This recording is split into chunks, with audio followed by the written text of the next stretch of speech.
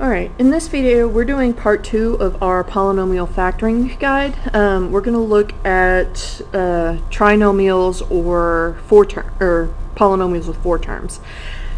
Now we're going to start off with trinomials where our a value is equal to 1. Now when I say trinomials, I'm going to be talking about polynomials in the form ax squared plus bx plus c, or ax to the fourth plus bx squared plus c. They are both polynomials, trinomials that follow the patterns I'm showing you here. So either your a value out front is going to be equal to 1 or it's not. So what we're going to do is start with the ones that are equal to 1. Now we've done something like this back when we did quadratics, how to factor quadratics and solve them by factoring. So hopefully this isn't too unfamiliar. Now always check for a GCF before you begin. So for instance, on this first example, every term has an x. So I'm going to pull out an x from each term to give me x to the fourth plus 2x squared minus 24. Now when your a value is 1, you want to start by finding two numbers that multiply to give you your a term but add to give you the b term. So two numbers that multiply to give me negative 24 but add to be positive 2 are 6 and negative 4. So this means I can write it as, oops, I forgot my x. There we go. I got to bring this x over. I haven't gotten rid of it. It's still there. Now, one thing to note though is because this exponent is a 4, this is one way where it's different from quadratics. Basically, I'm going to half my exponent for each factor. I'm going to put an x squared in each one. So x squared plus 6 and x squared minus 4. We're not quite done with this one though, because x squared minus 4 is a difference of squares, which I showed you in part 1 of the factoring guide. So we're not done factoring this one yet. So I'm going to bring down this part because we can't do anything further with these. But we can use the difference of squares to factor this one further. With the difference of squares, you square root both terms, add and subtract them. So I'm going to get x plus 2 and x minus 2. And this is as factored as I'm going to get. So let's look at another one. 3x cubed plus 3x squared minus 30x. Same as before, we have to take out the GCF before we're able to begin. So on this one, everything is divisible by 3 and by x, which is going to leave me with x squared plus x. Sorry about that. Minus 20. Now, I need two numbers that multiply to give me negative 20, but add to be positive 1. So those would be 5 and negative 4. So I can write this these factors as x plus 5 and x minus 4. This one cannot be factored further. Well, how can I tell? Well, for one thing, there's no more leftovers. There are no more exponents. For the other thing, neither of my binomials follow the patterns in part 1. It's not a difference or sum of cubes or a difference of squares. That's how I know I'm done. Now, if your trinomial has an a value that is not equal to 1, what you want to do is you want to multiply your a and c terms. Find two numbers that multiply to be that product, but add to be your b term. So for instance, 2 times negative 8 gives me negative 16. So I need two numbers that multiply to be negative 16, but add to be positive 15. Those numbers are 16 and negative 1.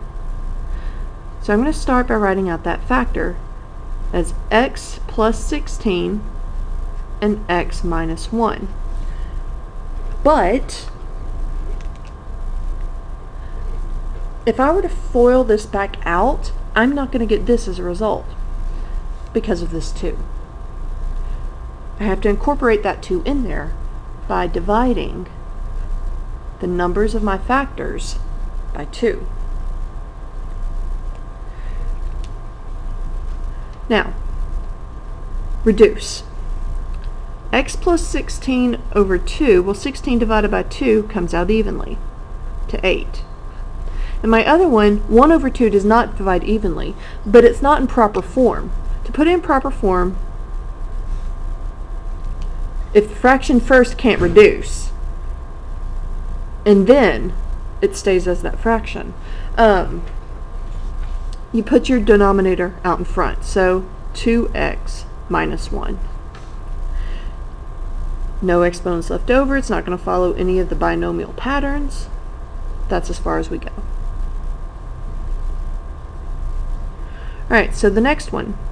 Same process, you start out the same way. Multiply your a and c terms. 9 times 4 gives me 36. Now I had two numbers that multiply to be positive 36 but add to be negative 12. Those would be negative 6 and negative 6, which means I can write this as x squared minus 6 times x squared minus 6, but same as the other one, because of this 9, I have to include it by dividing both of those by 9. So, I'm going to reduce the fraction first. 6 over 9 reduces, and that should be a minus, there we go, reduces to 2/3.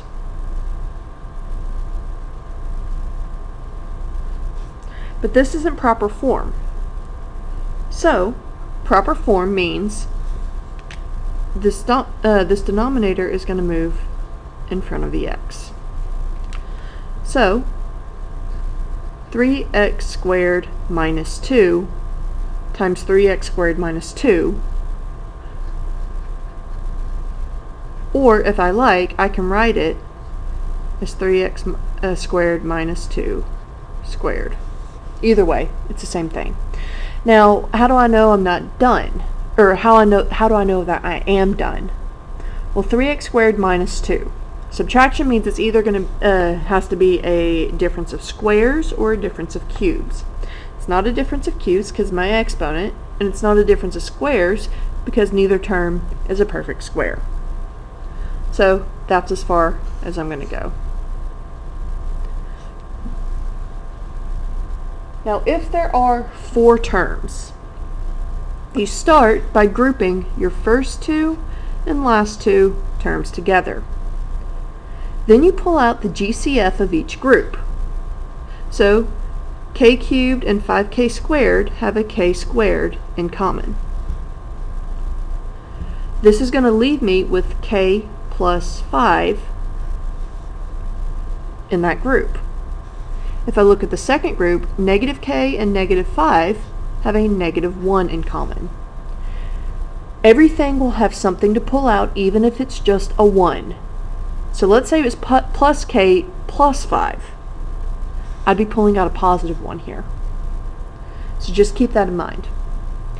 Now when I pull out that negative 1, I'm going to have left k plus 5. And this is how you know you are doing it correctly. The terms in parentheses need to be the same. If they're not the same, you got to look again. Now, what I'm going to do is basically factor out the common factor, the k plus 5. And the leftovers go in the other one, k squared minus 1. So these leftovers here go there.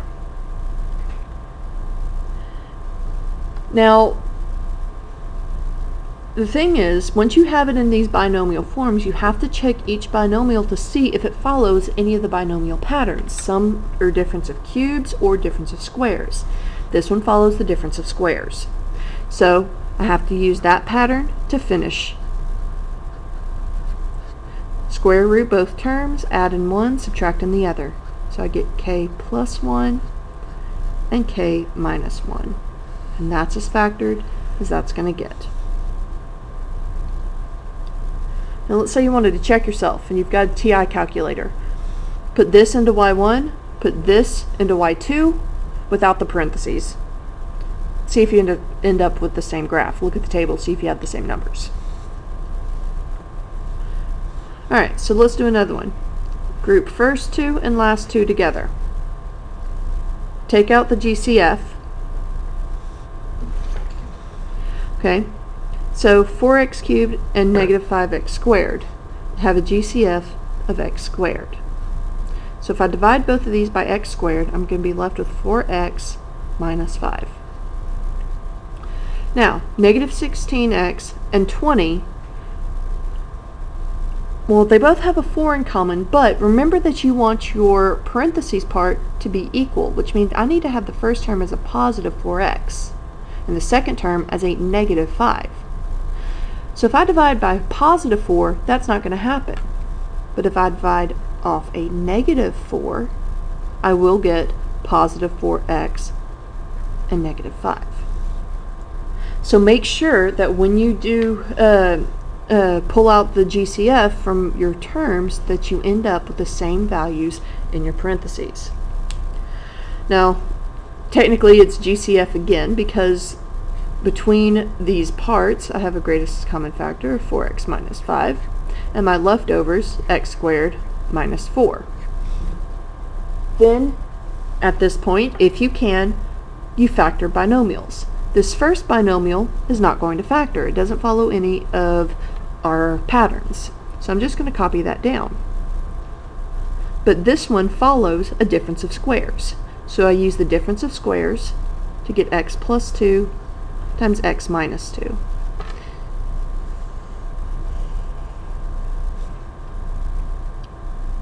Alright, so one more of 4 terms.